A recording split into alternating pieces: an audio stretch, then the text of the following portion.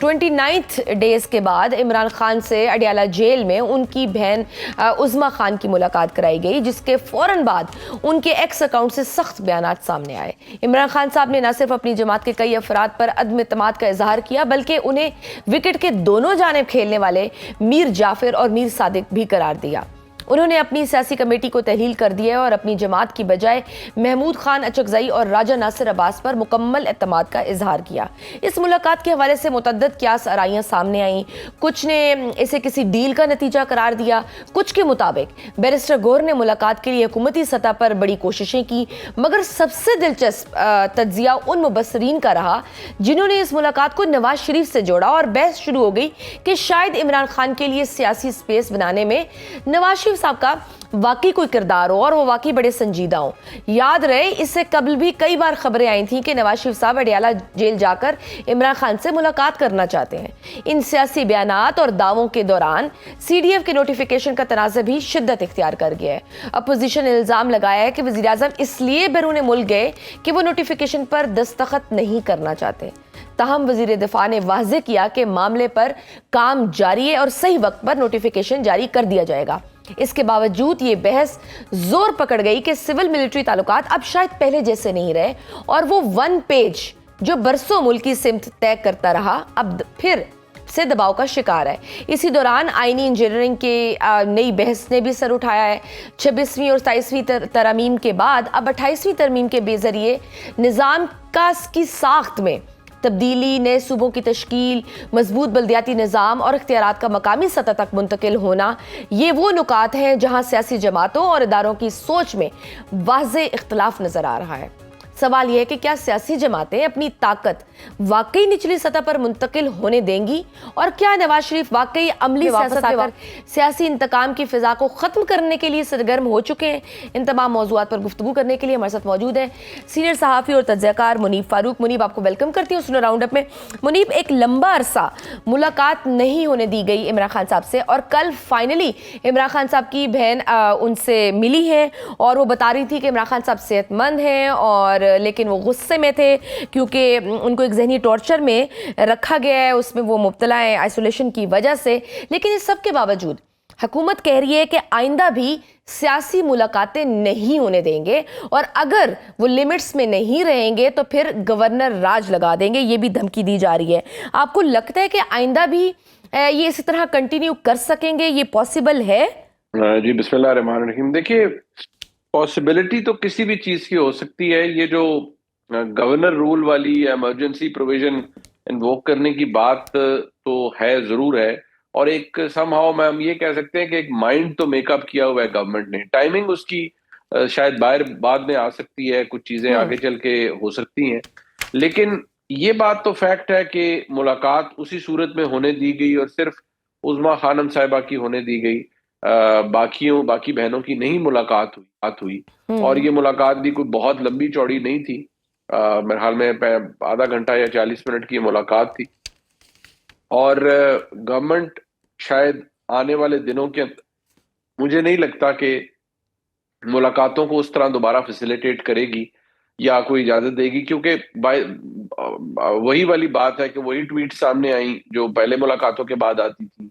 वही गुफ्तगू उनकी बहन जो मोहतरमा उज़्मा खानम साहिबा है, उन्होंने बाहर आकर की इमरान खान साहब से मिलने के बाद। तो गुफ्तगू तो उन्होंने वही की है जो उन्होंने सारी बातें की है और जाहिर बात है वो एक इस माहौल ऐसा बन गया है जिसके अंदर एक बड़ी डिस्टिंक्ट सी डिवीजन हो गई है, बड़ी बिटर डिवीजन है और हुकूमत इमरान खान साहब को इसलिए कोई रिलीफ मुलाकातों के हवाले से नहीं देना चाहती क्योंकि उनको ये लगता है कि खान साहब इंतशार फैलाते हैं अपने पैगामात से, अपने मैसेजेस से। अब ये देखना है कि ये सिलसिला कहाँ जाके रुकता है, लेकिन पॉसिबिलिटी तो जैसे मैंने अर्ज किया बिल्कुल इस चीज की मौजूद है कि गवर्नर्स रूल हो सकता है, किसी भी वक्त हो सकता है। May not be now but may be some time down the line. ठीक, क्योंकि इतलात ये भी थी कि मुक़्तदरा ने सुहेल अफरीदी को ये कन्वे किया था कि आपकी मर्ज़ी, आप जिस तरह की भी सियासत करें, जिसको भी क्रिटिसाइज़ करें, आपकी मर्ज़ी है, लेकिन अफ़गान पॉलिसी के मामले पर आप वफाक के साथ हमांग हों और फिर गवर्नर राज नहीं लग सकता। क्या उस तरफ से भी कोई आप पॉजिटिव रिस्पॉन्स देख रहे थे, जिस तरह से कल वो मौजूद भी नहीं थे? आपको लगता है कि कोई वहाँ से कोई पॉजिटिव रिस्पॉन्स आया है और शायद ये गवर्नर राज का जो ख़तरा है वो टल गया हो? देखिए, नहीं, मैं नहीं समझता कि कोई ऐसा हालात बीच में बेहतर कोई हुए हैं, बल्कि इस वक्त सूबाई हुकूमत और वफाकी हुकूमत के ताल्लुकात इस वक्त तो खराब है। अगर वो बेहतर हो जाते हैं तो यकीनी तौर पर मैं नहीं समझता कि फिर किसी को भी शौक होगा, क्योंकि देखिए, ये जो गवर्नर रूल इम्पोज करने वाली बात है, मैं बहसियत एक पाकिस्तानी के, हम्म। बहसियत एक सहाफी के, मैं समझता हूँ कि ये कोई इतना कोई दानिशमंदाना फैसला मुझे तो नजर नहीं आता कि एक ओवरवेलमिंग मेजोरिटी की हुकूमत के खिलाफ आप गवर्नर्स रूल इम्पोज कर दें या इमरजेंसी प्रोविजन को इन्वोक कर दें। वो हम्म। कोई उसका कान बेशक वो आइन का हिस्सा है और वो बिल्कुल एक्सरसाइजेबल है, but obviously there has to be a good reason for it. अगर गवर्नमेंट ऑफ पाकिस्तान के पास, फेडरल गवर्नमेंट के पास कोई रीजन है which obviously they can substantiate, तो वो ये जरूर कर सकते हैं, इसके ऊपर कोई कदगन नहीं है। बट अगर सियासी कैपिटल की बात की जाए हम्म। या उसका जो इम्प्रेशन है एक ओवरऑल उसकी बात की जाए, तो ये कोई अच्छा ओमन नहीं होता कि वफाक इस तरह से एक चीज इम्पोज कर दे सूबे के ऊपर। बट हैविंग सेड दैट, जिनका ये फैसला होगा, हुकूमत का जब ये फैसला होगा, तो वो ऑब्वियसली चीजों को अपने तरीके कंसिडर करके ही करेंगे। लेकिन अब जो निज़ाम को जो चाहिए था वो तो उसको मिल गया है, चाहे वो तरमीम की सूरत में हो, इम्यूनिटी की सूरत में हो। इसके बाद डोंट यू थिंक कि निज़ाम की अपनी भी कोई रिस्पॉन्सिबिलिटी है, उसकी जिम्मेदारी नहीं है कि उसको जो चाहिए था वो तो मिल गया है, वो थोड़ी नरमी दिखाए? देखिए, निजाम को क्या चाहिए ये तो करना चाहिए, ये तो जारी बात है, हमारा काम नहीं है। हम तो रिपोर्ट कर सकते हैं जो हो रहा है, हम्म। और वो जो हो रहा है वो सबके सामने है। सियासी, हाँ, अगर जनरली एज अ पाकिस्तानी हम बात करें तो बिल्कुल ये किसी कोई तुक ही नहीं बनता कि किसी सियासी जमात की किसी पाकिस्तान की एस्टेब्लिशमेंट के साथ कोई ताल्लुकात खराब हों, या उसमें कुछ रिलेशनशिप सावर हो जाए, कोई हम्म। हालात बेटर हो जाए।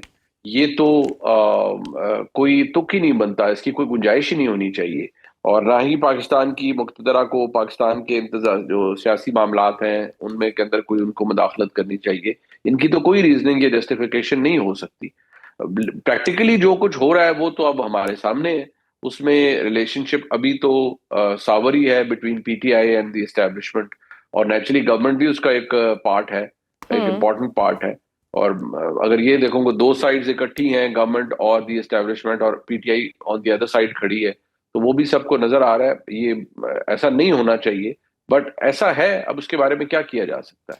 तो अगर गवर्नर राज लगता है तो, और सपोज गवर्नर भी चेंज होता है, तो क्या खबर है कि सिविलियन नामों के साथ साथ दो रिटायर्ड फौजी अफसरान के नाम भी सामने आ रहे हैं? उस हवाले से आपको, आपके पास कोई खबर है? कुछ तय पाया गया है, कुछ फैसले हुए? देखिए, मैं सिर्फ इतना अर्ज करता हूँ कि जो अगर गवर्नर रूल इम्पोज किया जाता है, हम्म।